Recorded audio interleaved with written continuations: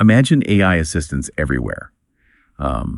Handling like customer service, crunching all that data, and even giving recommendations. It's like, wow, impressive, right?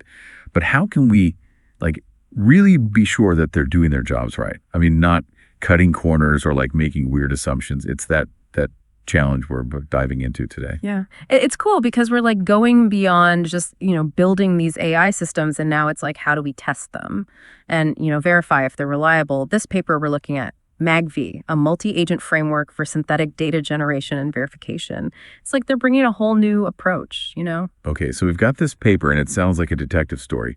What's the mystery we're trying to solve? The main thing is that AI agents, even the really smart ones, they can still make mistakes. But, catching those mistakes, that's not easy. To really like test an AI agent, you need tons of real world data. And I bet that data is not always like easy to get right. Especially if you're dealing with like sensitive customer info or those super complex situations. Yeah, exactly. Like think about all the different ways a customer might ask for something or the unexpected, problems that come up. To get enough real data to cover all that, it's so hard. So how does this MBASE system like get past that data problem? What's their secret? It's not just one thing, it's like a whole team. The paper is talking about the system where different AI agents work together to test and verify another AI. It's like almost like an internal affairs division, for artificial intelligence. Okay, I'm definitely intrigued. Break down this AI squad for me. Who are the main players? So first you have the investigator. This one creates synthetic data, like customer queries, based on a few real examples. It uses something called in-context learning, which means it learns to create realistic questions by like studying those examples. So it's like an AI that's trained to think like a customer, coming up with all these tricky scenarios to throw at the AI assistant being tested. Exactly. And then there's the assistant, which is the AI being tested. This one tries to answer those questions using whatever tools or data it has. The important thing is that it leaves a trajectory, which is basically a record of everything it did to get to the answer. And this trajectory, it's like a trail that the researchers can follow to see if the AI made any wrong turns or made any bad assumptions. You got it. But here's where it gets really cool. The third agent, the reverse engineer, comes in and tries to work backwards from the assistant's answer to like figure out what other questions could have led to that same trajectory. So it's like a detective reconstructing a crime from the clues. But in this case, the crime is like bad reasoning by the AI. Exactly. By comparing the original question with those other questions from the reverse engineer, the researchers can start to analyze how reliable the assistant's thinking process is. Okay, so we have these three AI agents. Yeah, investigator, assistant, and reverse engineer. It's a pretty clever setup. But how do we actually decide if the AI assistant is doing a good job? How do we go from these clues to a verdict? That's where humans come in, for now at least. The researchers brought in experts to look at the data and decide if the assistant's trajectory made sense.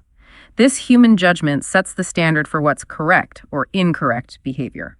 So we're not at a point where AI can judge other AI without humans.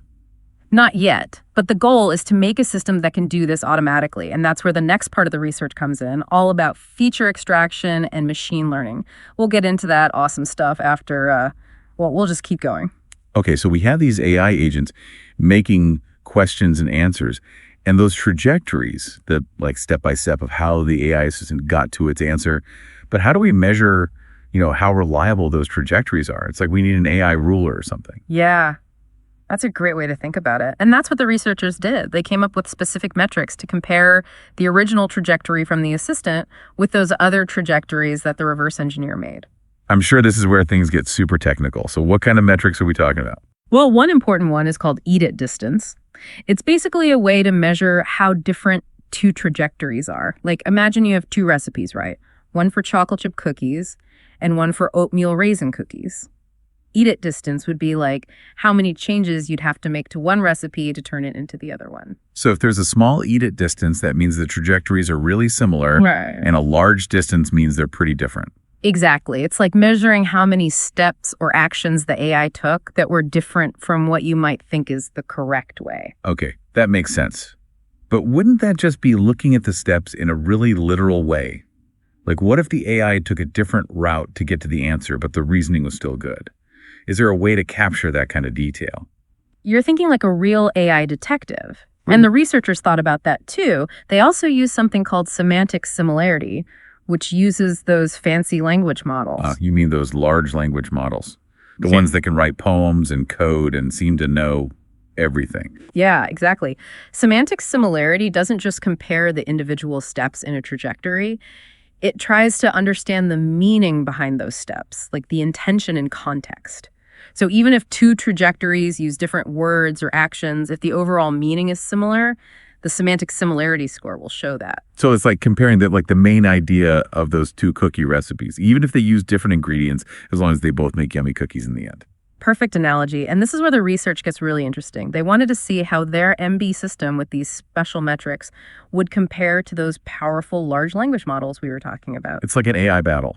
Yeah. Putting a more structured system against those super smart LLMs. So who won?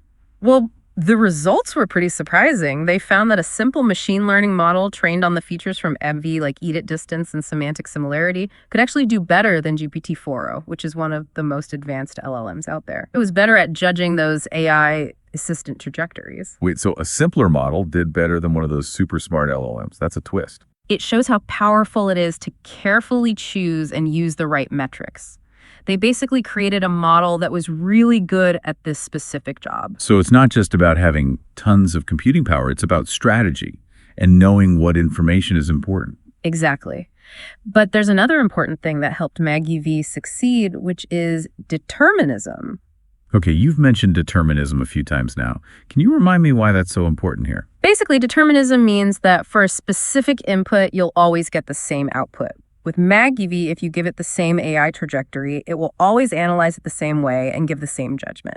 But LLMs can be a little unpredictable. They might give different answers even with the same input. So even though LLMs are really powerful, they don't always have that consistency that we need for something as important as judging how reliable an AI is. Exactly. And that's a key takeaway from this. Research determinism can be a huge advantage when we're building systems that need to be trustworthy and reliable. But of course, no system is perfect. Right? There have to be some limitations or challenges with this approach. Right. What do the researchers think could be improved? You're right, no system is perfect. So where do the researchers think Maggie could be improved? Well, one thing they point out is that right now the system just gives a yes or no answer, like, is the AI's trajectory correct or incorrect? But, things aren't always so black and white. Yeah, I get that. Yeah. Like an AI could make a small mistake, but still get to a pretty good answer. Yeah. Or it might follow the rules perfectly, but still miss some important information. Exactly. And the researchers know that this simple correct system doesn't always capture everything about how AI behaves. They think future research could look at more nuanced labeling, like maybe saying a trajectory is partially correct or correct but incomplete. That makes sense. Mm-hmm. It's like grading a student's essay. You don't just give it a pass or fail, right? You give feedback on what's good and what needs work. It seems like we need that same kind of detail when we're evaluating AI. Absolutely. And this brings up some really interesting questions about how we even define success for AI. Is it just about being accurate, or do we also care about things like efficiency, creativity, or even ethics? It feels like this research is making us think about AI in a whole new way. We're not just building tools, we're creating a new kind of intelligence. And that means we have a big responsibility to think carefully about how we evaluate it and guide its development. I totally agree. And this research, even though it's focused on one specific thing, has bigger implications. It shows how important it is to have AI systems that are robust, transparent, and accountable, especially as we give AI more and more complex jobs. This has been a really eye-opening deep dive. I feel like I understand a lot more about the challenges and the potential of AI agents. And like always, it's given me a lot to think about. That's what's so great about exploring new research. It makes you ask new questions and think outside the box. For sure. So to our listener out there, if this deep dive got you curious, I definitely recommend checking out the full research paper. It's a really cool look into the future of AI and all the work being done to make sure these systems are both powerful and trustworthy. And remember, this is just one part of a much bigger picture. The field of AI is always changing, so keep learning, keep asking questions, and keep pushing the limits of what's possible. And on that note, we'll wrap up this deep dive into the world of AI agents on trial. A big thanks to our expert for taking us through this complex and interesting research.